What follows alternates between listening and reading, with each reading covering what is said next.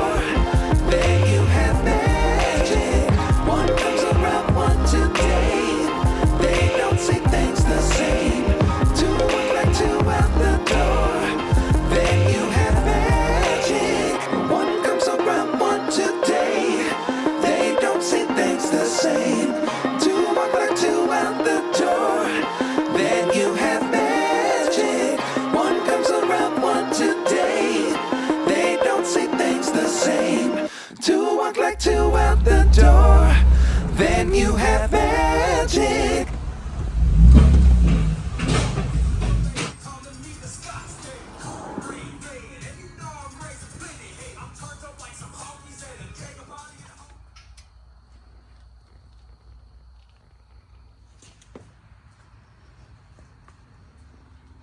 They did think about that.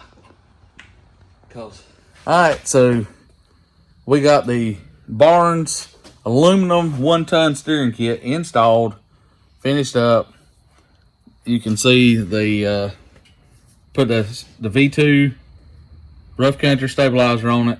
Come with the Barnes bracket, or the steering come with a bracket from Barnes. Put your stabilizer back in. It all bolts into the tie rods go into the factory holes. So tell us a little bit about it there, Miss Crystal. I know nothing about it, but I had a really good teacher. She wanted to do some of the install because it is her Jeep, Yep. and she is part owner in the business. So Yeah. she wanted to learn a little bit, and what better way to learn, as I tell everybody, is to be on your own Jeep. So That's right. I tried to walk her through it, let her do some of it. So He was very as you'll see in patient. the video. So, but we got it on. It's all greased up. Yeah. We set the toe in, set the steering wheel, got all that done, and we're gonna drive it a couple days and then do a full alignment on it. So, but she says it drives better. Yeah, I can already tell a difference. There's less vibration. It's not like moving all kind of skating across the road. So you'd say it tightened all the steering up. Definitely tightened it up. The steering, like I said, it's got 162,000 on the Jeep. Yeah. So we knew it was due an upgrade. It wasn't wore out. The tie rod ends was tight and everything else, but I let her drive it this last trip after we got the toe in set, and she said it drove a lot better. Yeah, and for she sure. drives it daily with these 38 Pros on it. Yeah. So, and loves them. So I love them. So all the steering's upgraded now. Yeah. And next will be, we got gears in it. So next will probably be either adjustable short arms, or we're looking for probably to do long arms. Locker. And we already have a e-locker bought for the rear, and then we're gonna either do a e-locker or lunchbox locker or something in the front. We don't off-road it really, but she's wanting to a little bit, so we're trying to upgrade it. Yeah. It's still a Dana 30 in the front, but we got some friends. She has beat the piss out of her Dana 30 on 37s off-roading, and a whole lot harder than what we'll be on this, or what she'll be on it. A little light trail here and there, So some surely I can do overlanding. it. So Or we just try. want lockers front and rear and upgrade everything, so it's capable. But Right. eventually it'll get a Dana 44 in the front, but that's get there. on down the road. So, but we finished that up. So, anything else you want to say? No, thanks for watching. Appreciate the support. Subscribe, share, and like. See you next time.